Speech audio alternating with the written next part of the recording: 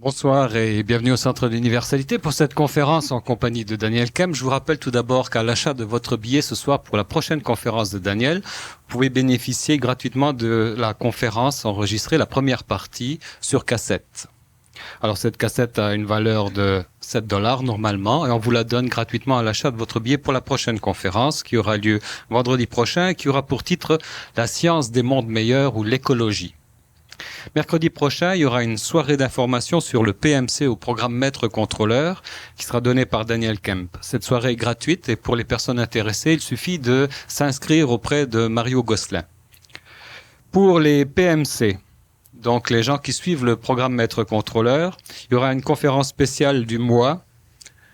La conférence spéciale du mois aura lieu, il n'y a pas de date, mais à 13h30 en tout cas. C'est dimanche prochain. À 13h30. Important, n'oubliez pas votre carte puisqu'elle est obligatoire. Alors, il me reste à accueillir maintenant celui que l'on a surnommé le précurseur public de l'homme nouveau, à ne pas confondre avec le précurseur nouveau de l'homme public, Monsieur Daniel Kemp.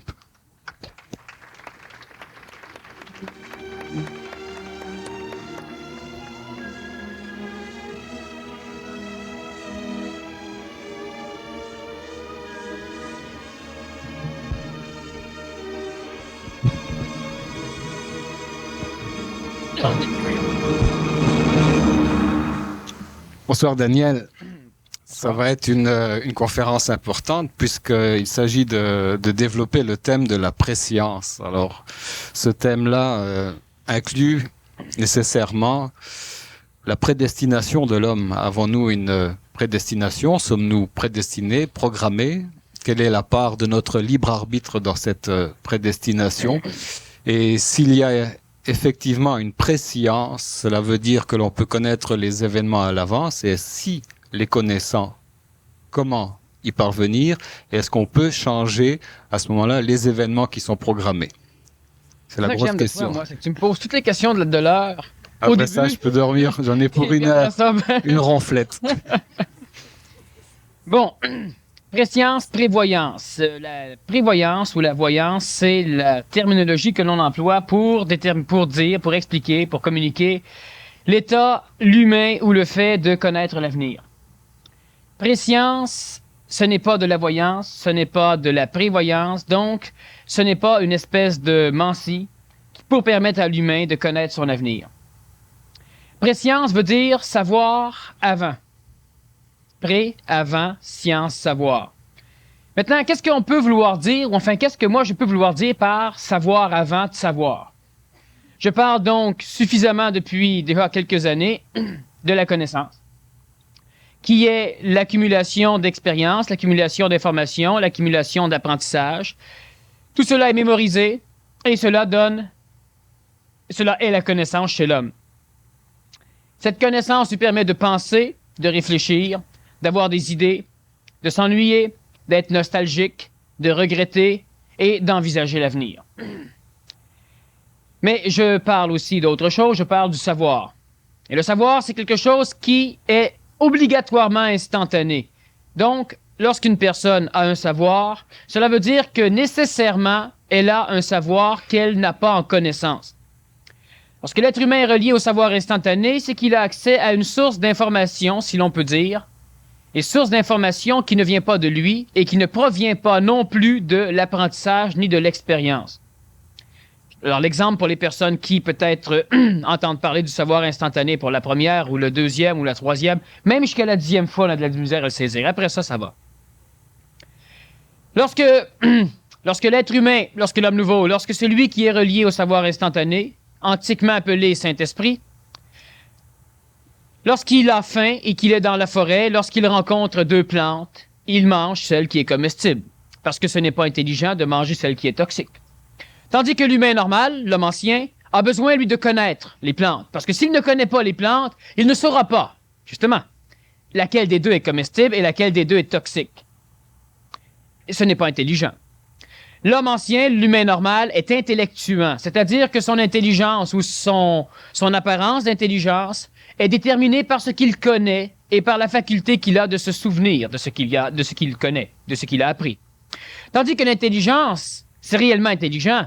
de savoir des choses qu'on a besoin de savoir lorsque c'est nécessaire qu'on le sache. Vous avez une panne d'automobile, vous ouvrez votre capot, vous arrangez la panne et vous repartez. Ça, c'est intelligent.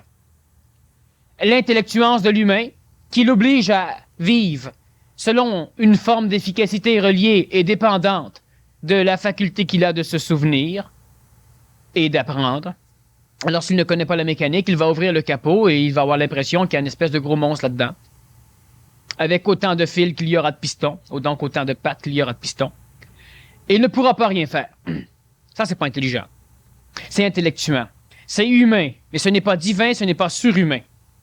C'est normal, mais pas brillant. Donc, le savoir instantané, c'est la faculté qu'a l'homme nouveau de pouvoir répondre ou de pouvoir savoir sans avoir nécessairement expérimenté tout ce qu'il a besoin de savoir lorsque c'est nécessaire qu'il le sache. Alors moi, on me pose des questions et je réponds.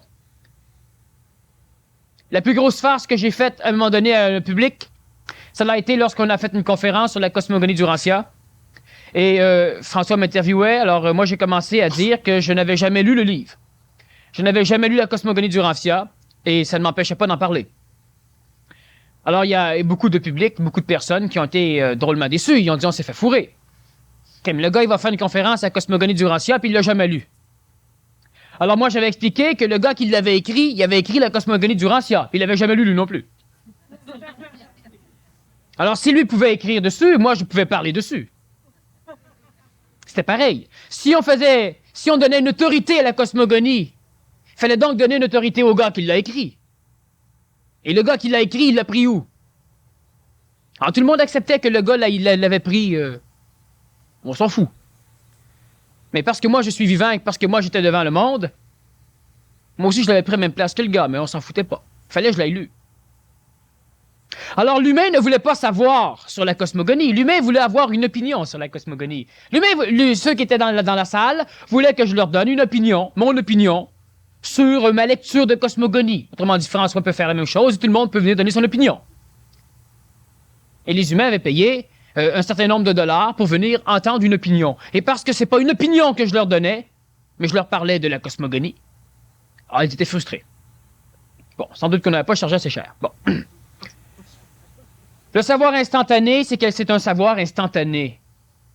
Je n'ai pas besoin d'expérimenter des choses pour pouvoir en parler. Et c'est l'apanage de chacun d'entre vous d'arriver à ce savoir instantané.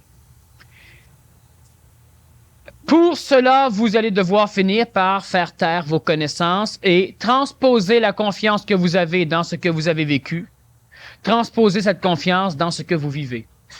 J'ai fait suffisamment de conférences sur ce thème et de toute façon, on n'a pas fini. On commence à peine. La préscience. La préscience se situe entre la connaissance et le savoir. Post-connaissance, préscience. Synonyme. Alors, la préscience, ce n'est pas la faculté qu'a l'homme nouveau de connaître sa destinée. C'est pas de la préscience. D'ailleurs, l'homme nouveau n'a pas besoin de connaître sa destinée, l'homme nouveau s'en fout.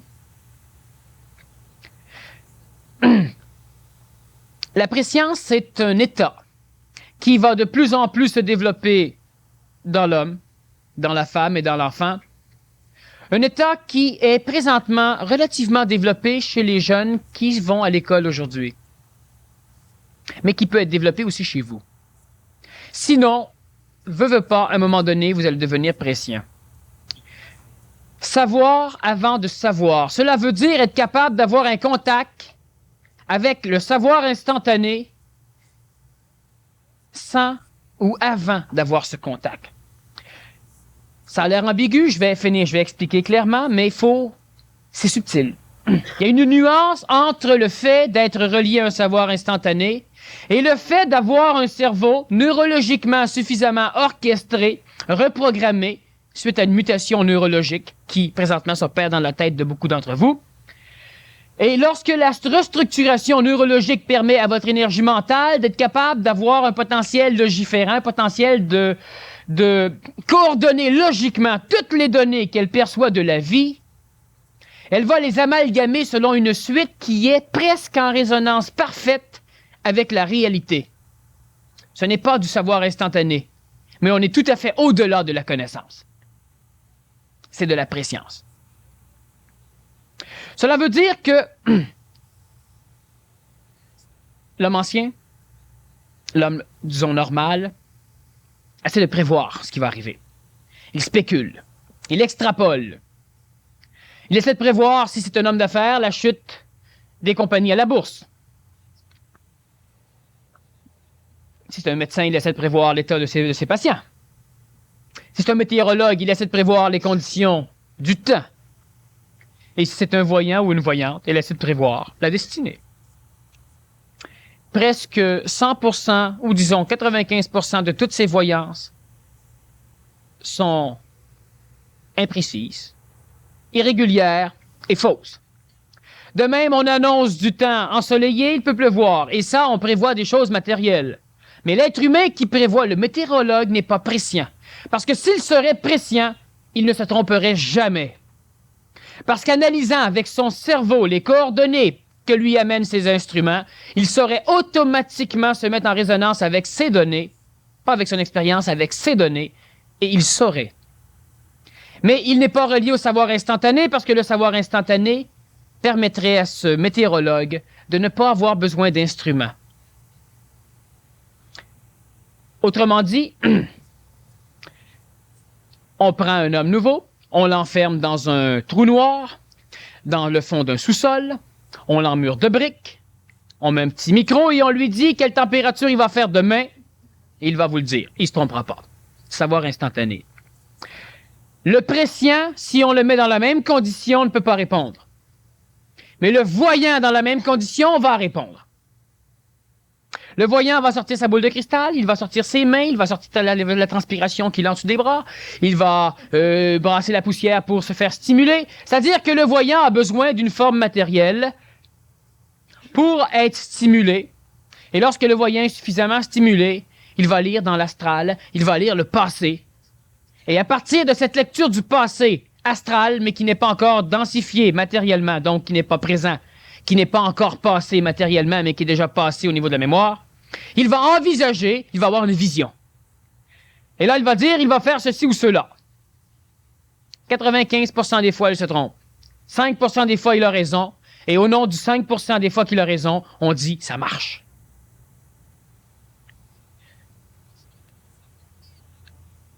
Le prescient, dans ce trou noir, dans ce cabanon noir, ne peut pas rien faire.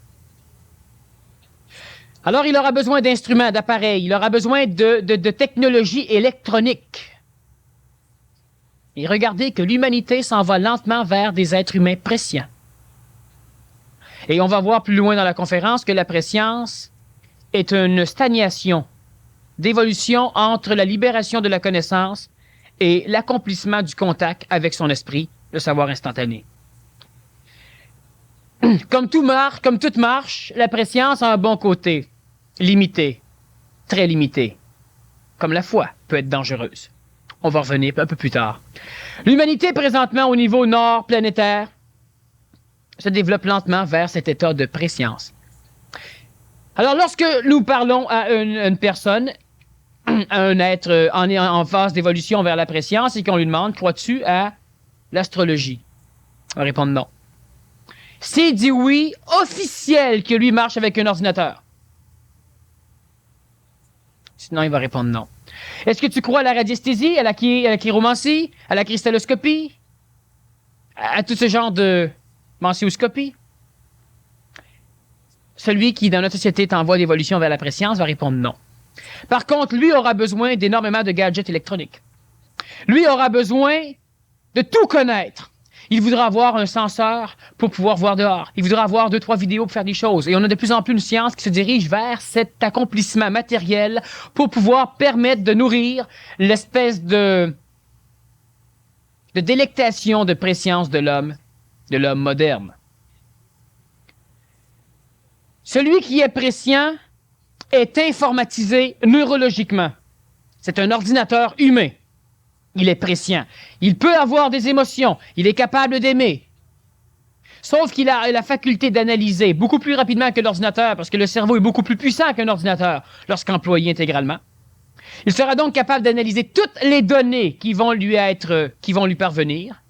Mais, évidemment, étant donné la limitation des sens corporels, l'être prescient devra s'entourer de contacts matériels. Il aura besoin d'un paquet de senseurs, donc de sens électroniques, pour pouvoir en savoir plus. Le météorologue aura besoin d'une panoplie de choses, de satellites, il aura besoin de différentes choses. Et là, il aura une délectation, une jouissance, juste à recevoir des données et à enligner l'avenir. Le voyant essaie de prédire l'avenir.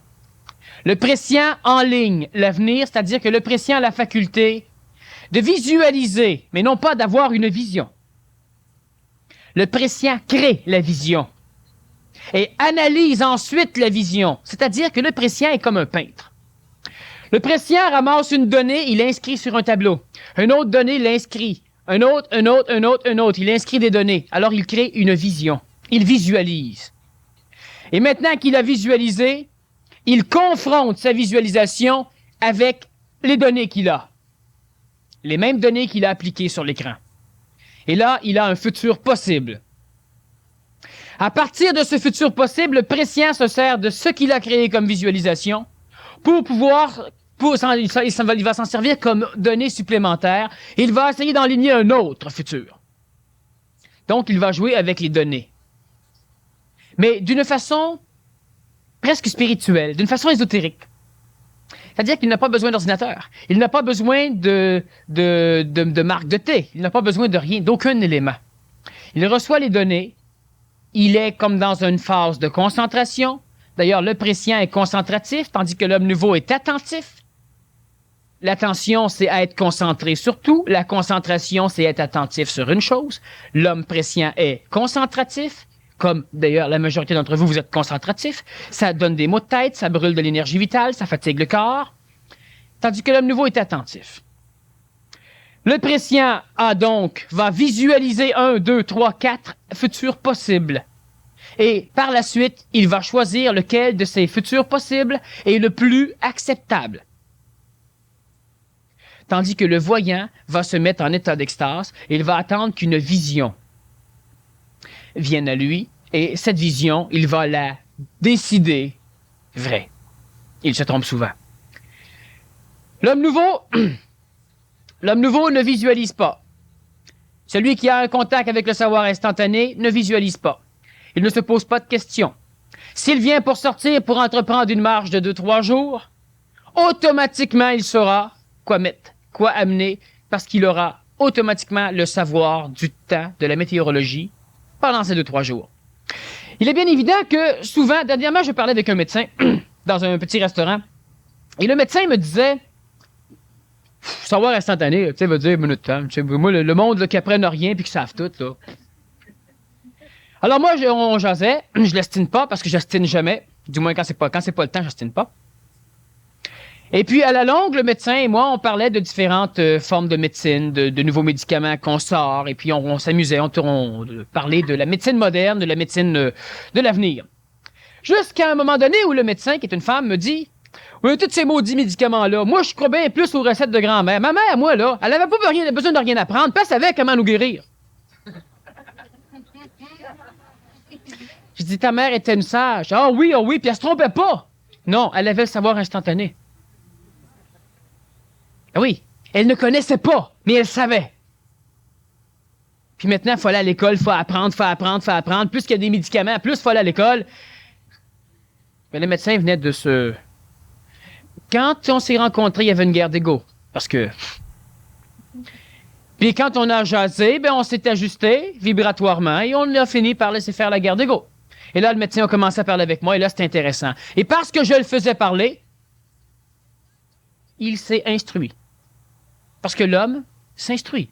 L'homme ne peut être son seul maître que lorsqu'il est capable d'assumer sa parole, comme n'étant pas cave et imbécile, et lorsqu'il est capable de s'écouter parler. Là, l'homme s'instruit. Alors, ce médecin, quand je lui ai dit, ta mère, elle avait le savoir instantané pour ce genre de choses. Lorsque vous étiez malade, émotivement, la mère vivait tellement une contrainte psychologique qu'elle s'en remettait à ce qu'elle appelait Dieu. Sauf que les autres de sa famille ou les autres d'aujourd'hui, sa fille avec, elle s'en remet à Dieu, mais ça marche plus. Pour la simple raison qu'il y a autant de chemins possibles vers Dieu qu'on peut aboutir à n'importe quel Dieu. Elle s'en remettait, sa mère, à un savoir instantané. Et là, elle savait quoi faire. Elle ne s'instruisait pas, elle ne lisait pas. D'ailleurs, s'il se serait instruit, elle aurait appris que ce qu'elle faisait, ça se faisait pas. Alors, elle aurait arrêté de le faire, pour être normale. Quand même, elle n'était pas pour être folle. Alors, elle aurait fait maintenant ce qui se faisait, et elle n'aurait pas pu guérir. Elle aurait appelé le médecin. Et quelques 30, 40 ans après, le médecin qui serait venu aurait dit « Maudit que c'est plate, ma mère, elle savait. » Bon. Le savoir instantané est toujours et quotidiennement expérimenté par l'homme, mais à l'insu de celui-ci, à l'insu parce qu'on l'empêche de voir. L'être humain est manipulé. L'être humain est tout à fait manipulé. L'être humain pense ce qu'il pense. Et lorsque je fais juste m'amuser en séminaire, je pose des questions à des gens et les personnes me répondent des choses. Et lorsque je leur demande, c'est ça que tu veux me répondre, souvent ils me répondent non, pas tout à fait. Alors je leur dis, qui parle à ta place si c'est pas tout à fait ça que tu voulais dire, mais que tu as dit? Pourquoi, lorsque l'être humain a peut-être ce feeling, ce savoir instantané, y a-t-il quelque chose qui vient lui dire, ouais, le cave, tu sais, qui c'est qui dit que, bon, puis c'est pas bon ça, puis t'as pas appris ça, puis toi t'es pas capable, tu restes dans ton trou, là, téléphone donc le gars qui connaît ça, là. C'est fait. L'être humain est instruit à être médiocre. Et ce n'est pas vous qui vous instruisez, mais un jour vous pensez que c'est vous. Et vous vous croyez. Dernièrement, je pensais à ceci. Comment pouvons-nous arriver à juger un criminel? L'être humain est manipulé à un point tel que chaque fois que vous faites quelque chose que vous n'êtes pas conscient, et encore là, il faut faire attention à la conscience, parce qu'il y a différents niveaux de conscience. Il y a le niveau de conscience de voyance, au niveau de l'enlignement des avenirs. Il y a le niveau de conscience de préscience. Il y a le niveau de conscience instantané. Il y a aussi différents niveaux au niveau de la psychologie. Lorsque l'être humain un jour se lève, rentre dans un restaurant, dans un dépanneur par exemple, fouille dans ses poches, pas assez d'argent, regarde un peu partout, bon, pique une petite barre Mars, une par jour, c'est écrit. Bon. Alors, il part avec. Est-ce qu'il est coupable? Alors, il se trouve que l'être humain est tellement manipulé par l'extérieur. Et quand je parle d'extérieur, je parle des plans astraux collectifs. Je ne parle pas des autres. Les autres font partie de ce qui est manipulé par l'astral collectif, et les autres, manipulés par l'astral, viennent vous manipuler. Vous ne pouvez pas cracher sur les autres. Les autres sont manipulés par ce qui vous manipule, vous. Et lorsque le bonhomme vient, il peut vous manipuler, il peut vous faire peur, il peut vous rendre en amour, il peut vous faire fuir, il peut un paquet de choses, mais on vous a manipulé de façon à entrer en résonance avec le bonhomme ou la bonne femme. La femme, le bonhomme, il rentre dans le dépanneur, il marche un petit peu. Jamais il avait l'idée de piquer. Puis à un moment donné, il voit toute la panoplie de coloration. Il voit qu'il n'y a personne. Qu'est-ce qui se passe? Il se passe qu'il est en train d'être enligné pour voler.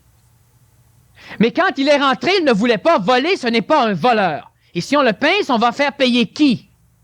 Si on le pince, on va poursuivre le corps physique, la personne qui n'est pas voleur, parce que pendant un laps de temps, il a été possédé, manipulé par une énergie qui l'a baissé en vibration et qui l'a fait se gaver de ce sucre. Alors il l'a pris parce que c'était plus important que tout le reste et elle est partie avec. Lorsqu'elle est sortie, il va peut-être se culpabiliser. L'ajusteur psychologique, tout à fait en résonance avec le manipulateur astral, intellectualise le phénomène. Oh, une fois de temps en temps. Oui, elle ne peut pas. On ne veut pas qu'elle prenne conscience qu'elle a été charriée. Parce que si un jour vous vous rendez compte que vous vous faites manipuler, ben vous risquez de cesser, de couper le contact avec la manipulation. Et ça, on ne veut pas. On a besoin de vous parce que chaque fois que vous exprimez de l'émotion, chaque fois que vous vous faites embarquer, ben vous rayonnez quelque chose. Ça transpire. Un chien saurait ce que vous faites. Il y a une odeur énergétique. Et ce que vous exprimez nourrit ces plans astraux qui, en l'échange, vous manipulent pour que vous les nourrissiez. Pourquoi l'être humain a tant de guerres? Pourquoi l'être humain souffre tant? Et que l'être humain ne veut pas? Parce que c'est pas l'être humain. L'être humain, ça ne le regarde pas. L'être humain est manipulé. Lorsque celui qui fait de la voyance essaie de voir, il est manipulé par le même manipulateur. 5 fois sur 100, on lui donne une réponse possible, plausible, pour que lui accrédite et continue à croire sa voyance. 95% des autres fois, l'astral, le plan astral planétaire, ce que l'humain appelle le ciel, et ce que le nazaréen appelait le ciel, en différenciation avec les cieux, qui sont dans la plus basse expression, le plan supramental, là où l'être humain va pouvoir aller chercher ce savoir instantané, La manipulation, l'astral, ce n'est pas un être humain. Il ne faut pas personnaliser le phénomène astral. C'est exactement comme si vous êtes dans la mer, dans l'eau. Le courant vous manipule. Ah, ben monsieur courant, s'il vous plaît, manipule-moi plus. Non, ça fonctionne pas. Ça marche pas comme ça. Toutes les religions mettent en garde l'homme à ces formes de manipulation. Ils les ont baptisées. Que ce soit Satan, que ce soit des démons, que ce soit ce que vous voudrez. Je parle avec la terminologie de l'Église catholique, mais on a d'autres religions qui parlent des mêmes phénomènes. Être juste attentif à la manipulation. Mais ça, l'humain ne peut pas être attentif à la manipulation. Parce que l'humain est instruit par la manipulation à partir de son plus bas âge, ce qui fait que l'humain s'imagine et s'illusionne que la manipulation n'existe pas. C'est lui qui fait ça. J'ai volé. T'as pas volé. On t'a manipulé pour que tu voles. L'être humain est responsable de ce qu'il fait, mais l'être humain n'est pas coupable. Lorsque l'être humain prend conscience au niveau mental des phénomènes de manipulation, l'être humain découvre deux choses. Si l'être humain a la foi, l'être humain va découvrir qu'il se fait charrier. Je parle de la vraie foi telle qu'on l'a vue la semaine dernière, pas de la foi telle qu'on l'enseigne. Et si l'être humain est prescient, il va aussi découvrir la manipulation et il va découvrir à quel point lui peut arriver à manipuler les autres. Celui qui a la foi veut se mettre au service du Père, mais pas le Père dans le ciel, le Père dans les cieux. Et celui qui a la prescience devient un peu comme ce qu'on connaît sous la terminologie Lucifer. Devient un être humain qui enligne des futurs possibles et qui croit pouvoir déterminer ce que Dieu ou ce que les énergies constituantes, intentionnelles, créatrices ou divines, veulent. Alors, celui qui a que de la prescience devient un être humain qui va vouloir manipuler l'extérieur pour pouvoir obliger, créer un cadre d'évolution bénéfique pour tout le monde, même si tout le monde n'est pas prêt à le vivre. Bref, aux dépens de tout le monde. Dans l'Antiquité, on parle de celui qui a un cœur. Celui qui a un cœur, c'est celui qui a de l'amour, celui qui aime les autres. Et celui qui aime les autres finit par les haïr, il est jaloux, il a peur de perdre sa femme, il tue son chum pour ça, il regrette d'avoir tué son chum, il se pend après, alors il a juste de l'amour, du cœur. Celui qui a de l'intellectuance, un début d'intellect, le mental naissant, alors lui, il devient guerrier. Lui, avec, il veut diriger. Lui, il devient empereur. Lui, il devient tsar. Lui, il devient pharaon. Lui, il devient dirigeant. Et à un moment donné, il y a un bonhomme qui a demandé à ses énergies divines, « Donnez-moi un cœur intelligent. » Comprenons un cœur intellectuant. L'amalgame des deux. De façon à diriger avec amour, de façon à aimer avec intelligence. Celui qui a de la foi est dans un côté dangereux d'évolution. Celui qui a le contact, celui qui a la prescience est dans un autre côté dangereux de l'évolution. Celui qui a la foi et la prescience a la même connotation que celui qui a un cœur intelligent. Lui, il va bien. Regardons ceci. La foi, c'est la délectation de l'ego lorsque celui-ci expérimente le contact avec un plan supramental, avec un plan intelligent, avec un plan instantané. C'est la foi. La prescience, c'est la délectation de l'intellect lorsque celle-ci entre en contact avec le même plan, le plan supramental, le plan de l'esprit. Les deux formes sont deux délectations. Les deux sont antagonistes, les deux vécus en même temps vont s'harmoniser de façon à ce que l'être humain reste équilibré. Lorsque la foi est chez l'homme, la foi doit créer un canal qui doit permettre à l'ego de pouvoir juste se délecter, être instruit par le contact. L'ego doit apprendre un jour, c'est-à-dire que l'être humain psychologique, l'homme illusoire, doit apprendre que l'esprit, c'est autre chose que l'ego et que l'ego n'est pas l'esprit. Mais lorsque ce canal de foi est nourri par le contact avec l'esprit dans les cieux, lorsque ce canal s'effondre sur lui-même, la foi enveloppe l'ego, la foi enveloppe l'individu. La prescience est un canal qui relie le mental en délectation. C'est un canal gustatif, c'est un canal d'expérience. L'intellect est expérientiel, c'est-à-dire que l'intellect vit de l'expérience, il apprend. Le canal de la délectation entre l'intellect et le contact supramental, si ça s'effondre sur l'intellect, ça crée le prescient qui devient un dirigeant, qui devient un homme ou une femme, qui ne voudra plus du savoir instantané. Elle ne voudra, cette personne, se fier que sur la matière, que sur la science électronique, la science qui est capable de plagier la cérébralité de l'homme. La science qui apparemment, pour l'instant, dépasse tout à fait le potentiel de l'homme. Et on a une société présentement qui est construite par des êtres prescients. On s'en rend pas compte, l'humain normal ne le sait pas. L'humain normal est encore au niveau de la foi. L'humain normal, parce que la préscience vient normalement en même temps que la vraie foi, mais l'humain normal est encore au niveau de la foi effondrée sur elle-même. L'humain normal est encore au stade de la croyance. Donc, celui qui croit veut prévoir. Je parle de la masse. Mais on rentre les petits ordinateurs partout. Mais on rentre les interfaces partout. On rentre des périphériques dans tout. On rend les automobiles tout à fait électronisées. On fait en sorte qu'un automobile puisse connaître le chemin. On fait en sorte qu'un automobile puisse freiner si elle s'approche d'un obstacle. Si l'humain est trop cave pour freiner. On fait en sorte que l'automobile est capable d'éteindre ses lumières tout seul ou désallumer lorsqu'il fait noir. On fait en sorte que vous ne pouvez plus oublier votre clé après l'initiation parce que le char vous le tire en plein visage. On fait en sorte qu'il y a un paquet de choses pour être sûr que même si vous restez cave, que ça donne l'impression que la société continue d'évoluer. Ça, c'est une affaire importante à comprendre. L'être prescient, et présentement, il y a des hommes prescients qui dirigent cette société. La société capitaliste, industrialiste ou même communiste. Capitaliste d'État. Cette société planétaire, elle est présentement entre les mains, de plus en plus entre les mains d'êtres prescients, qui sont donc capables d'envisager des futurs possibles, et parce qu'ils ont compris la mécanique de la manipulation, de manipuler les peuples pour que ces futurs possibles aboutissent. L'humain normal va dire, ben voyons donc, si c'est pas prévu, si ça va à l'encontre des plans de Dieu. Alors moi, je peux juste le faire chier un petit peu en disant, oui, ben Lucifer aussi allé à l'encontre des plans de Dieu, mais il faut croire que c'est lui qui a réussi. Hein? L'homme a eu une chute. Bon. Et si on ne veut pas parler de ce genre de choses, qu'on ne croit pas à Lucifer et à la chute de l'homme, pas de problème. Mais alors, si Dieu permet la prescience chez l'homme, c'est que Dieu permet donc à l'homme prescient de diriger.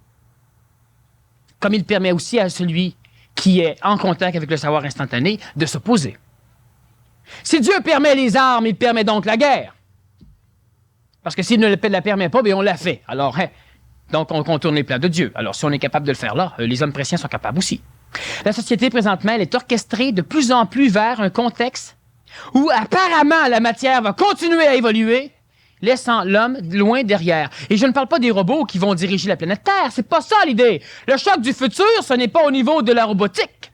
C'est au niveau de l'homme, de la prescience, de l'informatisation du cerveau humain. Par l'évolution normale, d'un contact avec un savoir instantané, qui va opérer une mutation neurologique, mais l'être humain qui va être muté, ou qui va subir cette mutation, va rester stagnant au niveau de la prescience, parce que l'énergie mentale va s'effondrer sur elle-même. Le corps physique n'est pas suffisamment solide pour supporter le poids du contact avec l'énergie supramentale, ce qui fait que cette énergie s'écrase sur elle-même. Le mental veut grimper, et lorsqu'il a trop de contact, il s'effondre. S'effondrant, il coupe le lien, mais ce qui est fait est fait. Le cerveau est maintenant muté. Le cerveau a une capacité supérieure à l'homme normal. L'être humain est prescient. Il ne veut plus les ordinateurs. Il veut les sens des ordinateurs. Il veut que l'ordinateur lui dise telle température dehors. Lui, il va analyser. Il veut que l'ordinateur lui dise tel mouvement populaire en Afrique. Lui, il va analyser. Il veut que l'ordinateur lui dise telle découverte de mine, tel potentiel. Lui, il va analyser. Il veut que l'ordinateur lui dise que telle compagnie de pétrole a telle chose, telle chose, telle chose. Lui, il va analyser. Alors, lui, il va décider qu'il y a une pénurie de pétrole. Alors, lui, il va décider qu'on doit faire une guerre, qu'on doit supporter Pretoria, par exemple. Alors, lui, il va décider des choses, mais qui échappent totalement à l'humain normal. Et ça, notre société est de plus en plus presciente. C'est-à-dire qu'on a des dirigeants de plus en plus prescients. Il y a des choses que je ne peux pas dire pour l'instant. Mais il faut comprendre que chaque fois que vous allez avoir une jouissance ou que vous allez percevoir que les humains ont une jouissance de la technologie électronique, pas électrique, c'est bon, la technologie électronique. C'est bon lorsqu'on a un enfant de 2 ans qui s'en va se promener dans la forêt, et il y a un petit gadget après son linge qui fait que s'il s'éloigne trop, ça se met à sonner, ça avertit les parents. C'est pas pire. C'est pas pire. C'est mieux qu'un fusil électronique avec un télescope qui vise même les animaux, qui trouvent même à travers les arbres, qui tire une balle, qui se faufile puis qui le tue. C'est la même technologie, appliquée à 2 choses. On a une montre présentement qui ne se vend pas sur le marché, mais qui permet à celui qui se fait frapper sur un champ de bataille de pouvoir s'écraser en paix au sol. Et lorsque les ennemis sont partis et qui ont abandonné les pseudo-morts ou les blessés graves sur le terrain, alors l'armée américaine émet des ondes. Et là, les petites montres se mettent en marche et vont émettre la position du soldat, vont émettre sa pression sanguine, son pouls cardiaque et plusieurs autres petites choses. Alors, ce qui fait que les médecins de l'armée américaine savent lesquels doivent être sauvés en premier, connaissent leur état de santé, leurs signes vitaux, connaissent leur position et vont les chercher.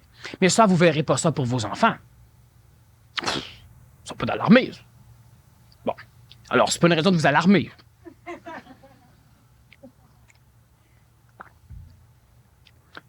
L'évolution de la préscience, c'est comme toute forme d'évolution. Ça se fait malgré vous. Vous prenez conscience que vous avez changé. Vous ne vous changez pas, vous découvrez que ça a marché. Mais vous ne savez pas, en fin de compte, si c'est ce que vous avez fait ou simplement l'évolution. Mais vous changez. Veux pas. La préscience, à un moment donné, elle vient. Premier palier de préscience. Je ne dis pas que la préscience est mauvais, je dis que la préscience, il y a un danger. Comme la foi, il y a un danger. Comme la croyance, il y a un danger. À un niveau, à un stade de l'évolution expérientielle de l'humain, parfait. À un autre niveau, pas bon. Un temps yavique, un temps satanique. C'est toujours comme ça que ça marche. C'est normal. La première année d'école, ben elle vous aide, elle vous montre à écrire un peu. Mais si la première année veut vous conserver toute la vie, il y a un fichu problème. Ceux qui vont passer à la deuxième vont apprendre plus que vous. Et ceux qui vont passer à la troisième, à la quatrième, jusqu'au secondaire, jusqu'au cégep, jusqu'à l'université, apprennent plus que ceux qui restent stagnés en première année. C'est ce que fait la majorité des choses. Alors la préscience, c'est bon. Le premier palier de préscience, l'organisation. Lorsque l'être humain commence à s'organiser, l'être humain commence à développer cette faculté mentale de la préscience. Il n'est pas prescient, il commence à goûter, commence à envisager les choses. C'est pas suffisant. C'est le début. Lorsque l'être humain est capable, du moment que l'être humain a besoin de donner, à l'instant où l'être humain a besoin de donner, d'informations, lorsque l'être humain veut ces informations, lorsque l'être humain met son énergie créatrice à créer des senseurs pour aller chercher de l'information, vous assistez à la naissance d'un être prescient. Ce n'est pas un homme nouveau, c'est un homme transitif, c'est un homme prescient ou une femme presciente. La prescience, ça va. Si elle est accotée par une foi telle qu'on l'a vu la semaine dernière, une foi authentique, une foi qui n'est pas une foi dans les croyances, une foi qui est une foi dans rien. C'est la foi. Alors l'être prescient saura toujours que sa prescience est une phase temporaire, transitoire, qui ne va durer qu'un petit iota de temps dans sa vie. Et que suite à cette prescience, c'est le dernier piège. Tu vis ta prescience, mais tu ne t'y attaches pas.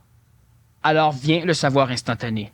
Alors automatiquement, lorsqu'il y a le savoir instantané, le bonhomme il rentre dans son auto et il peut conduire, il peut freiner à mort parce qu'un écureuil traverse 2 secondes après que son auto soit immobilisée. Il n'a pas besoin de radar, de détecteur, comme on voit un peu à la télévision. Là, il y a une espèce d'automobile qui s'amuse à narguer son chauffeur. Et puis, tout le monde est jaloux, tout le monde aimerait avoir une auto comme ça. Une auto qui vient quand vous sifflez. Je sais pas si elle court les bonnes fontaines, mais enfin. L'homme nouveau n'a pas besoin de ça. Et regardez, il faut faire attention. Parce que lorsque le mental de l'homme reste assujetti par l'intellect à ses désirs émotifs, donc à sa jouissance de l'évolution, automatiquement, l'humain ne veut pas évoluer dans le bon chemin. L'humain veut évoluer dans la jouissance de l'évolution, dans la jouissance de la création, parce que l'être humain se veut un créateur. En réalité, l'être humain est un transformateur. Transforme la matière, c'est un alchimiseur. Il métamorphose les choses. Il ne crée pas à partir de rien, il transforme, il adapte. Lorsque l'être humain n'est plus capable de se promener dans une forêt sans appareil, son évolution est faite. Lorsque l'être humain n'est plus capable de dormir en paix sans avoir un système d'alarme, sans avoir un système vidéo pour voir ce qu'il y a à la porte, sans avoir un détecteur de mouvement, sans voir, etc., il devient prescient. Mais là, dans la prescience stagnante, tout vient de s'effondrer sur lui. Alors, ce sera un homme à gadget. Mais à gadget du plus haut point, dans tous les sens du mot. Ah, vous allez dire, vous n'êtes pas encore comme ça. Non, non, non. D'accord. Mais ça va venir. Pourquoi ça peut venir? Pour la simple raison que c'est les hommes prescients et les femmes prescientes qui dirigent cette société et qui vont donc orchestrer les inventions et qui vont donc les mettre sur le marché et vous allez simplement acheter sans savoir ce que vous faites. Alors lentement, vous devenez dépendant de plus en plus de certaines choses. Il fut un temps où l'être humain se réveillait la nuit lorsqu'il sentait de l'odeur de fumée. Aujourd'hui, s'il n'y a pas 3 ou 4 détecteurs de fumée qui sonnent assez fort, il ne se réveillera pas pantoute. Ça, c'est les débuts de la société presciente. C'est très subtil, très, on ne voit pas. C'est juste le début. Banal. Celui qui a un problème olfactif, celui qui a un problème de conscience, il y a différentes choses. D'accord, ils font un détecteur de fumée, oui, ça va de soi. Mais est-ce que tous les humains sont obligés d'être instruits à dormir et à ne même plus être réveillés par leurs propres odeurs, par l'instinct de survie? Alors là, maintenant, il faut remplacer par un appareil électrique. C'est là le problème. Parce que là, l'humain, lentement, la société devient presciente. Pas l'individu pour l'instant, mais il vit dans un cadre créé par les hommes prescients. Alors, lentement, l'individu va rester aberré au niveau de ses sens. C'est exactement comme si l'individu avait besoin de prendre un appareil pour lui dire si la nourriture qui est là est comestible ou non. Parfait, il peut la manger. Mais un chien est capable de le savoir, un chat est capable de le savoir.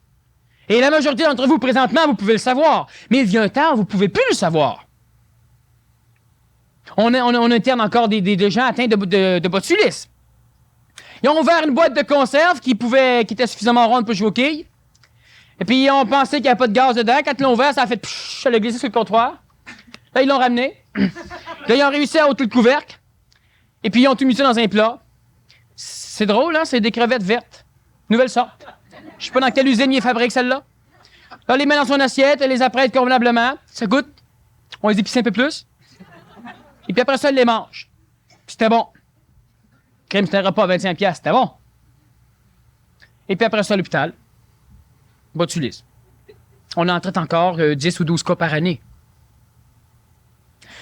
Pourquoi? Parce que... Non. C'est écrit-tu que c'est bon? Je regarde, ouais, mais gars, il n'est pas passé de date.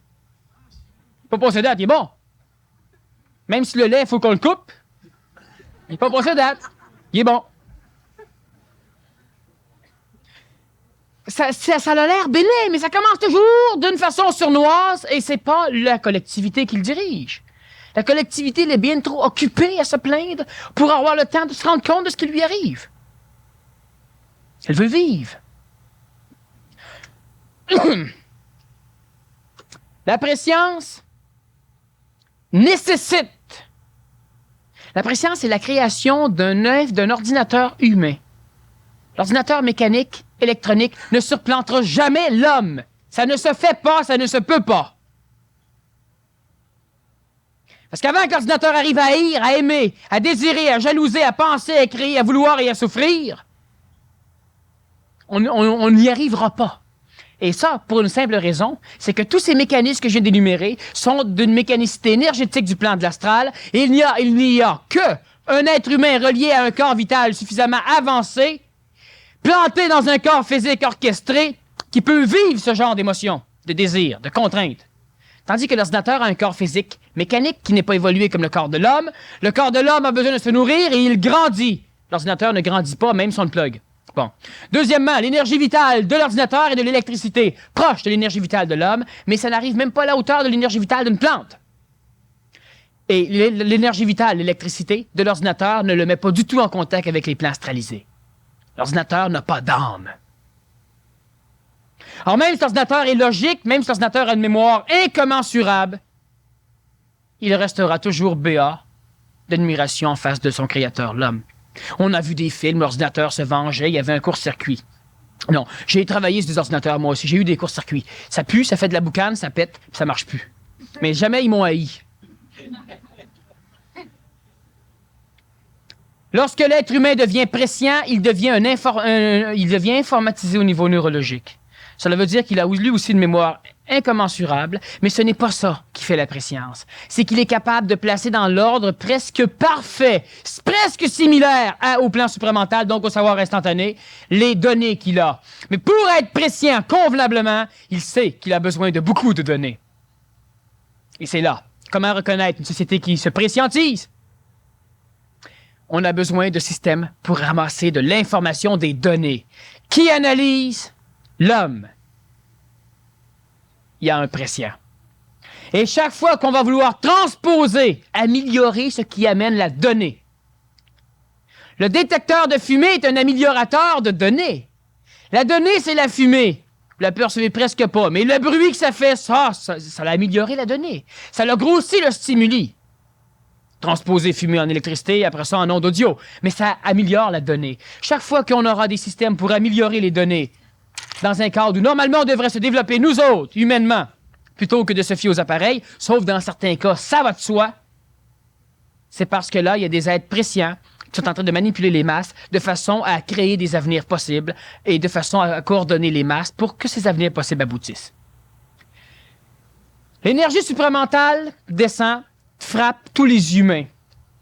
Lorsque la mutation neurologique est commencée, les humains, quel que soit leur âge, vont avoir des pertes de mémoire. Perte de mémoire, même oublier leur nom.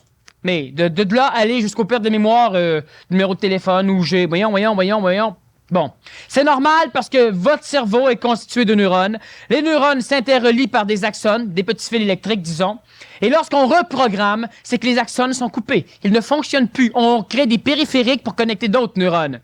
Pendant que cette chose se fait, alors la mémoire, ça ne vient pas parce que le contact est coupé. Puis ça va revenir. À un moment donné, ça revient. Le contact s'est refait. Ça orchestre le cerveau pour que votre cerveau soit de plus en plus efficace. Pour que, et vous allez constater cela prochainement, il y a des jeunes qui vont se saouler la gueule, qui vont avoir de la misère à se tenir debout, mais qui ne divagueront pas dans leurs pensées. Ils vont parler comme des gars chauds, mais ils vont parler d'une façon logique. Tandis que le gars chaud, lui, il divague. Pourquoi? Parce que la conductibilité neuronique ne sera plus biochimique comme elle est aujourd'hui, elle sera de plus en plus électrochimique et par la suite électrique. Votre cerveau a subi une mutation. Il y a beaucoup d'autres phénomènes qui amènent, il y a des problèmes au niveau coronarien, style infarctus, mais qui durent le temps d'une seconde, qui ne reviennent plus ou qui reviennent 3 ou 4 fois sans plus jamais revenir, indétectables sur un électrocardiogramme. Il y a différentes choses, différents phénomènes qui s'opèrent, qui se passent dans le corps physique lorsque l'énergie supramentale frappe le corps physique. L'humain n'en est pas conscient, mais ça le mute. Cette mutation neurologique opère une mutation de l'expression endocrinienne qui opère automatiquement une mutation psychologique. Alors tout d'un coup, vous êtes une personne qui est plus gaie, vous ne savez pas pourquoi, ou plus down, ou qui ne souffre plus autant, ou qui tout d'un coup ne s'ennuie plus, ou que mutation psychologique parce que mutation physique. Mais la mutation supramentale, lorsque le cerveau est presque prêt à recevoir un contact supramental plus puissant, à être ajusté par un ajusteur de pensée, bien coordonné. Lorsque votre cérébralité est presque prête, lorsque vous ne risquez plus de vous prendre au sérieux ou de virer fou, de devenir flyé, de péter, de capoter. Lorsque le cerveau est presque prêt, mais pas prêt, c'est là que se développe la préscience. Le cerveau est suffisamment solide maintenant pour pouvoir presque se connecter avec son esprit suffisamment longtemps, alors vous allez vous fusionner avec votre esprit. Vous allez changer de tout au tout. C'est ce que j'appelle devenir un homme nouveau. C'est-à-dire que l'homme ancien crée l'homme nouveau, mais à un moment donné, il faudra que l'homme nouveau qui naît chez vous cesse de se faire écraser par l'homme ancien qui l'a mis au monde. Et lorsque l'homme nouveau est presque créé, le cerveau est prêt maintenant à accomplir, à recevoir, il est prêt à supporter une conscience beaucoup plus vaste. Et c'est là que la préscience commence à naître. Alors, il prend une donnée, une autre donnée, il n'est pas plein. Un autre. Pas de problème, il a la tête claire. Un autre, et puis là, il peut les projeter. Tout dans sa tête. Il y a beaucoup de personnes, à un moment donné, qui regardent simplement leur livre de banque. Et puis là, ouais, c'est compliqué pas mal. L'intérêt, puis c'est ici, puis c'est ça. Les données, 3, 4, 5 données court-circuitent le cerveau. Une autre personne, ça va être différent. Elle regarde une carte, j'ai une carte routière, et puis là, bon, Alors, trop de données, le cerveau ne peut plus le prendre. Et là, on peut aller par palier. Il y en a que ça va être simplement faire le rapport d'impôt, à un moment donné, il se gratte la tête. Trop de données. Là, l'homme prescient, non, amenez-en des données, pas de problème, amenez-en des données. Puis là, il voit quelque chose. Et il se rend compte que le futur qu'il a envisagé n'est pas tout à fait, manquait de données. C'est là que sa recherche de données. Et il sait très bien que l'électronique peut amener des données absolument parfaites. Alors, c'est là que l'homme prescient commence à fonctionner. Un petit peu plus coordonné, le cerveau perd la préscience, se branche au savoir. Alors, l'être humain parle, ne pense plus, il parle. C'est le savoir instantané. Tu dois avoir des questions. Certainement, en ce qui concerne la mutation du cerveau, je voudrais savoir si, à ton avis, elle est provoquée par une hyperstimulation, par exemple, de l'audiovisuel, de la télévision. On sait qu'un enfant de 15 ans aujourd'hui, depuis sa naissance, a vu entre 10 000 et 15 000 heures de télévision, donc d'informations, de stimulation de son cerveau. Est-ce que ça viendrait de là, cette mutation-là, ou est-ce que tu le rapproches plutôt à des plans hyperphysiques ou autre chose? Bon, la mutation ne vient pas de la télévision. La mutation visuelle, peut-être, qui va forcer l'enfant à porter des lunettes à un moment donné. Mais ce qui arrive simplement, c'est que plus l'enfant observe des phénomènes de télévision, plus il découvre de l'information de l'univers dans lequel il est. Ça, il les emmagasine au niveau de son astral, donc au niveau de sa mémoire psychologique, ce qui fait qu'automatiquement, ça va nourrir l'ego. Donc, il désirera mauditement plus de choses qu'un enfant qui n'a pas de télévision. Et par le fait qu'il désire et qu'il veut, il va vivre les émissions, il va regarder des émissions où on tue, des émissions de détectives. Alors, lentement, il embarque, il essaie de prévoir ce qui va se passer. Alors, automatiquement, le biais de la télévision, et là, ça de bon sur l'évolution, c'est qu'elle permet à l'enfant de développer son corps mental drôlement plus rapidement que les enfants normaux. Le corps mental étant développé, le corps mental, lui, énergétiquement, aura besoin d'un support suffisant. Lui va opérer une mutation neurologique pour créer l'intellect. La télévision le fait, mais évidemment, ce n'est pas parce que l'onde visuelle, c'est pas l'onde visuelle qui immute le système neuronique. Il y a quand même une question énergétique, c'est-à-dire que si l'enfant est fou et qu'il regarde la télévision tout le temps, ben, il n'y a pas de mutation. Parce qu'il ne désire rien, il n'y a pas de contact, son astral n'est pas suffisamment évolué, donc il n'y a pas de plan mental, donc il ne désire rien. Plus l'enfant est brillant, plus tu le places devant des stimulations, plus tu le forces à avoir une conscience du monde grandiose. Un enfant de 6 ans, tu lui demandes c'est quoi un zèbre, il sait c'est quoi un zèbre. Il n'a jamais vu de zèbre. Il englobe l'Australie, il englobe la planète, il connaît des choses. Et ça force automatiquement son ego à vouloir se centraliser quelque part. Donc, automatiquement, il s'en remet à son plan mental, son intellect. Et l'intellect travaillant beaucoup plus, automatiquement orchestre le plan mental. Et ça peut opérer une mutation de programmation juste du cortex, du néocortex, donc du cortex associatif cérébral. Et là, l'enfant, si c'est suffisamment bien dirigé, devient un être suffisamment intellectuel parce qu'il va de 0 à 14 ans, c'est là que la programmation va s'achever. Donc, l'enfant va automatiquement, inconsciemment, ça va de soi, son énergie intellectuelle, son mental naissant, va obliger la programmation qui n'est pas faite chez l'enfant à s'orchestrer de façon à supporter tout ce qu'il perçoit pour pouvoir le vivre. Bon. Et ce même enfant qui aura vu à peu près 10 000 heures de télévision, il aura vu à peu près 20 000 meurtres. Qu'est-ce que ça va créer en lui, ça? Ben, il va s'acheter un détecteur de meurtrier. Le fait de voir des meurtres, ce n'est pas dangereux, c'est pas grave, c'est bon. Le fait d'en voir 20 000, c'est peut-être moins bon. Mais c'est bien évident que l'enfant ne doit pas sortir de chez lui, s'en aller, et puis être convaincu que tous les humains qu'il va rencontrer, des humains qui vont donner des bonbons. Il y a une réalité sur la planète Terre, c'est que le meurtre existe, le viol existe, l'enlèvement existe, le plaisir existe, et toutes ces choses-là. Alors, c'est donc tout à fait normal que l'enfant, et ça serait, d'ailleurs, là, c'est fait d'une façon très, très laissée, ça va de soi, laissé au plan astro, disons, laissé au hasard, c'est pas mal la même chose, tant qu'elle laissait à l'inintelligence. Et si on orchestrerait convenablement, ben, c'est évident que si l'enfant vit dans un temps de guerre, ben, faut qu'on lui montre de la guerre. Est-ce qu'il faut qu'on lui montre nécessairement que l'ennemi, c'est cette affaire-là? Ah, ça, c'est autre chose. Mais il faut qu'il sache que lorsqu'il sort, faut que si on entend sauter des bombes un peu partout, ben, qu'il se mette un casque de métal sa caboche, une casserole, qu'il se couche à terre, faut qu'il apprenne des choses. Parce que souvent, on dit, on devrait montrer aux enfants le bon côté du monde pour qu'ils se fassent tuer le moindrement qu'il sort dehors. Ou bien non, que si un jour il se fait accrocher par un adulte, il va être traumatisé le restant de ses jours. Pourquoi? Parce que ça ne rentre pas dans le cadre de son ego. C'est qu'il ne peut pas supporter, il ne peut pas l'assumer, il ne comprend plus pas tout. Alors l'enfant, tu le tues bien raide au niveau psychologique. J'ai travaillé avec un enfant, moi, qui un jour revenait d'une commission, et il y a un adulte qui l'a approché, qui lui a demandé « Donne-moi ton change ». L'enfant n'en avait pas, alors l'adulte l'a arrosé de pétrole, d'essence, il a mis le feu près. Enfant de 9 ans. Alors moi, je travaillé 3 ans avec lui à Sainte-Justine, et cet enfant-là, bon, alors, il devait passer au moins un an et demi en greffe de peau. Et par la suite, plusieurs années, jusqu'à presque l'état d'adulte, juste à revivre psychologiquement, c'est-à-dire à revouloir parler, à faire autrement que de regarder le plafond, psychologiquement, il était fini. Parce que jamais, mais jamais dans sa tête, et ça, à l'époque, moi, j'avais 18 ans, donc il y avait peut-être pas 20 000 meurtres par année à la télévision. Mais enfin, il envoyait moins, il envoyait peut-être pas, à 9 ans. Et ce qui s'est passé, qui fait partie de la réalité, ben pour lui, ça ne pouvait pas être copié. Ça l'a carrément fait sauter, il n'y avait rien à faire. Fini. Physiquement, il va revenir. L'incendiaire, après 3 ans, il s'en tire. Lui, après 10 ans, psychologiquement, il peut être carrément fini le restant de ses jours.